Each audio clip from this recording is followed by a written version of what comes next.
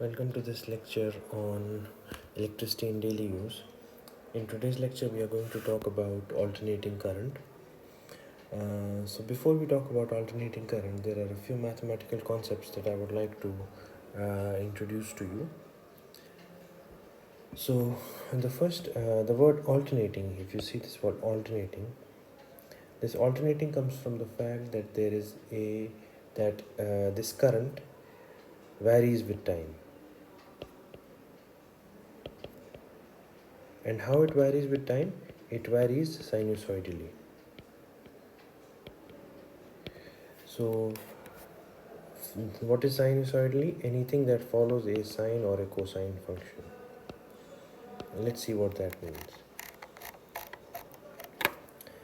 Let's say we have a function, mathematical function vt, where this is Vm sine omega t. So here, this Vm is the peak or the amplitude of the sinusoid.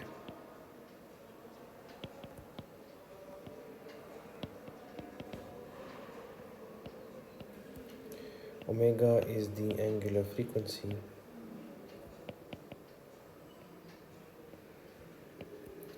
Omega t is the argument of the sinusoid.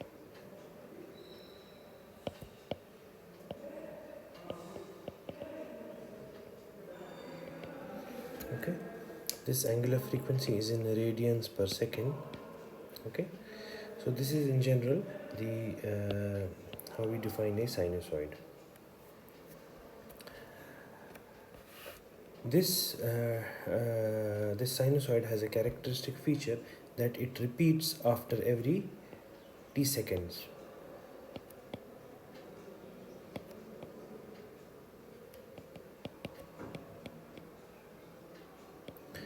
And this time t is known as the period of the sinusoid. Okay, so this t is related to the angular frequency omega by the following relationship. Omega is equal to omega t is equal to 2 pi, and so we can say that this t time period is equal to 2 pi over omega, and this t is in seconds.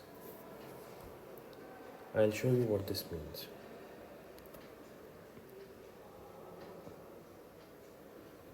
If this is omega t on the x axis and this is vt on the x axis,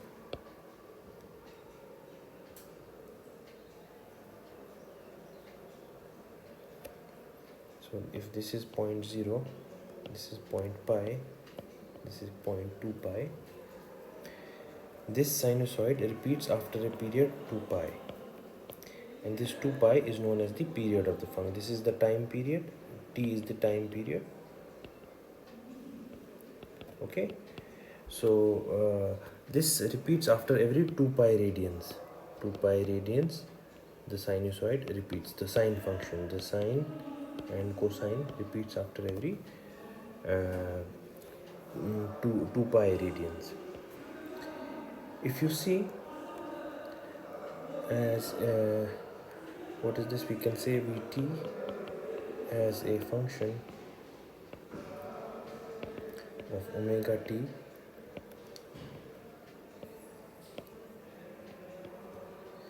and vt as a function of t. This is like this is the same, the waveform is the same. This is 0, this is t by 2, this is t. So t is this 2 pi. Okay, so when I say that this repeats after every t seconds, this you can see from the figure that the sinusoid was 0 here and it's again 0 here. This is not the repetition because it's going downwards. At this point it's going downwards, so this is not the repetition. The repetition is at this point because it's going upwards here as well, like it was going upwards here. So this is the thing to note in case of sinusoids. Key thing to note here is that this period t plays a very important role in determining how this function varies. So when we say that this function repeats after every t, we can say that it is equal to this. The value of the function at every t plus capital T is the same as the value at Vt. Okay, so such a function is known as a periodic function.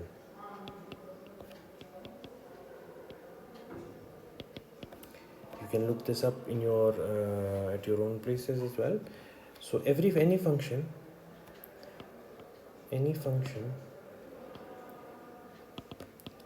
that satisfies the relation ft is equal to ft plus nt for all t belongs to n is said to be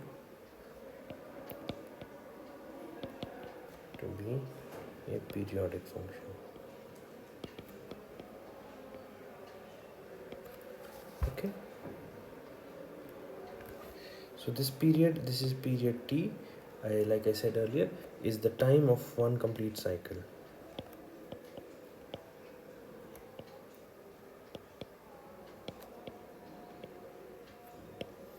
And this is related to frequency as 1 over t. The frequency is the inverse of the period t.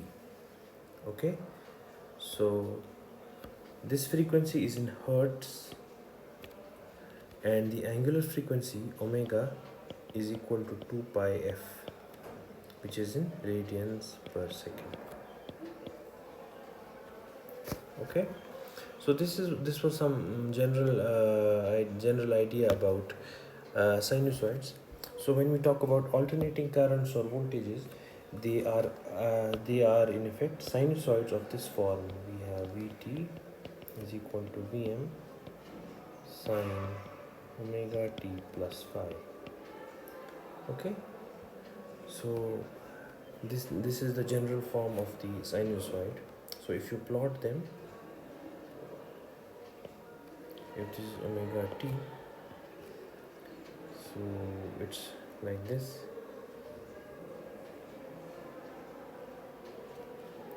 So this is Vm, this is 0, this is pi, this is 2 pi.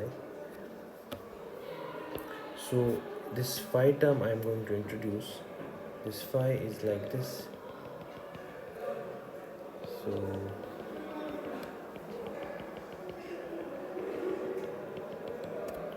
this portion is known as the phase. Okay, so this is phi is the phase. Okay, so when I say that when I have two waves, let's say I have two waves, V1 which is equal to Vm sine omega t, and I have another wave, let's say Vm sine omega t plus phi. This V2, V1 and V2 are said to be out of phase.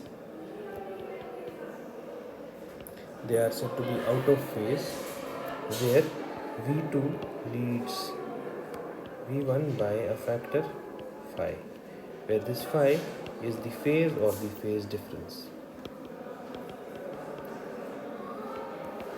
Okay, if this phi is 0, they are V1 and V2 are said to be in phase.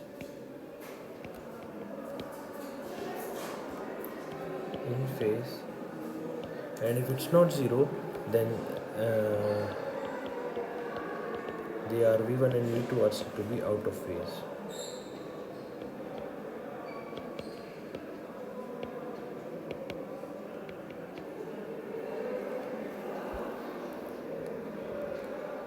Okay, so this was some general idea about sinusoids. So let's see a simple example. if we have some Vt,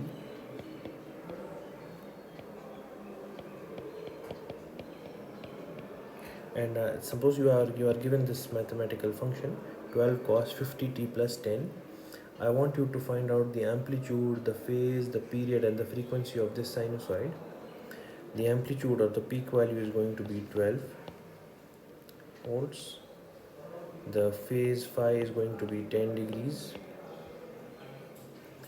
The frequency, angular frequency omega, is going to be 50 radians per second because it's the coefficient of this t. The period t is going to be 2 pi by omega. It's going to be 0.1257, yes, where pi is 3.14. And this frequency, the frequency is going to be 1 by t. It's going to be 7.958 hertz. So this is in general about sinusoids. You can read about, I'm sure you must have read about them in your high school and later as well. So this was some brief background about these sinusoids. Now, why are these sinusoids important from our context? Is because they form they form the integral part of our electrical engineering systems.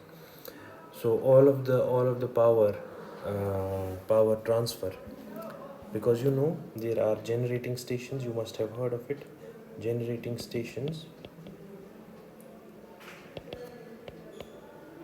These generating stations are located in far off places and they generate this AC power, AC, alternating current, right, where this voltage is of the form of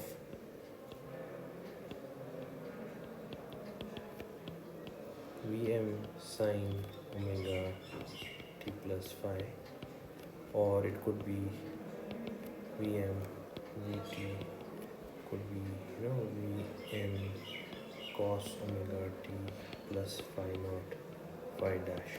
So it could be represented in any of the two forms. So this type of a voltage or this type of a current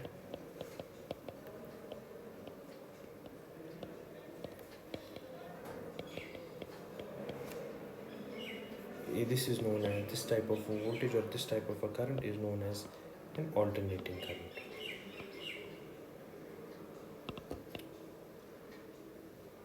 Current or alternating voltage, AC. Okay, so this is what is the alternating current. So in the previous lectures, when we talked about different circuits, we mentioned that we mentioned some circuit elements in the previous lecture, like this was 12 volt. So this is for DC sources. DC sources is direct current sources, direct current. So when I say 12 volt, the graph of this is going to be something like this.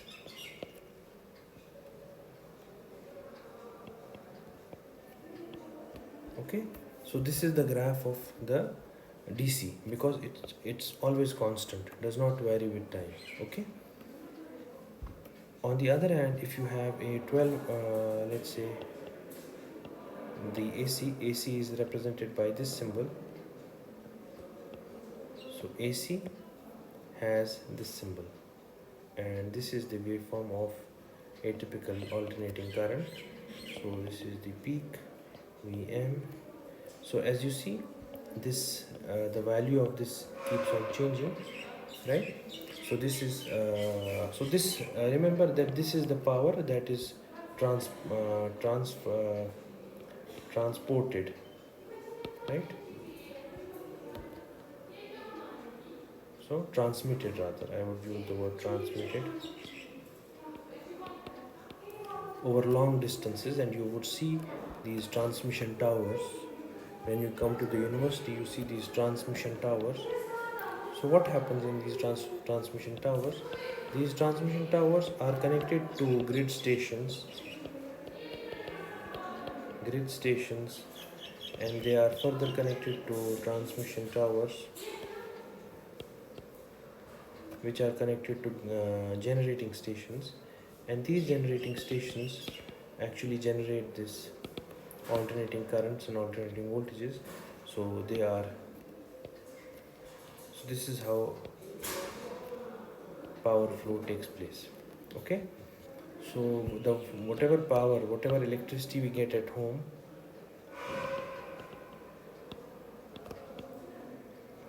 it is in the form of alternating currents or AC, right? So it is represented by this symbol AC. So wherever you see this symbol, you should always keep in mind that this is an alternating current or an alternating voltage. Okay, so AC, but AC means alternating current, but it's used almost together with when you're talking about voltages. So we say, when we say AC voltages, when we say AC voltages, we talk about sinusoidal voltages. So I will take a minute, I'll take a break for 2 minutes. I'll be back.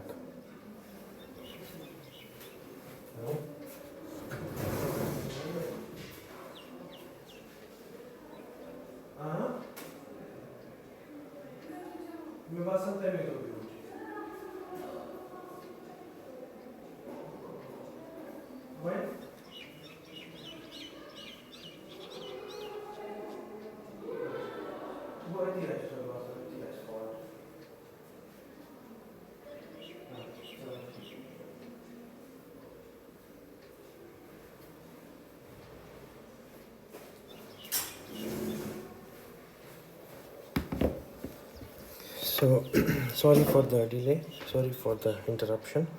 So we were talking about these sinusoids. So these AC voltages. So when I say AC, it means alternating voltage, which is supplied to our homes. Okay. So you must keep in mind that this electricity supplied to our homes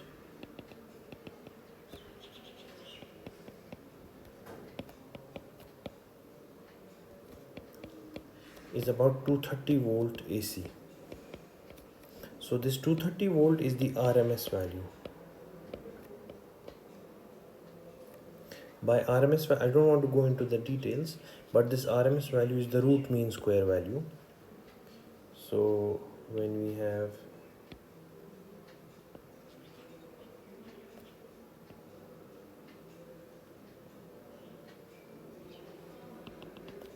so VRMS is the Vm by root 2. Okay, so this is 230 into root 2, that is Vm. So this is how much the voltage is actually. The peak value of the voltage is 230 times root 2. This is the value Vm for the electricity that is supplied to our homes. Okay, so this was about alternating currents. So the analysis of these circuits is somewhat complicated, but that's not part of our course, and that's not a part of our curriculum. So but still I will mention some of the details to you. So in AC circuits, we don't have the concept of resistance alone, like we talked about resistance earlier. In AC circuits, we have the concept of impedance. Impedance. So that impedance is represented by the symbol Z. Okay. So this is R. This is Z.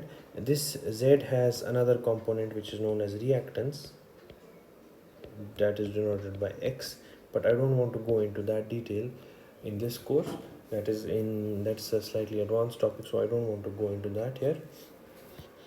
But just for your information, I would like to mention that this is in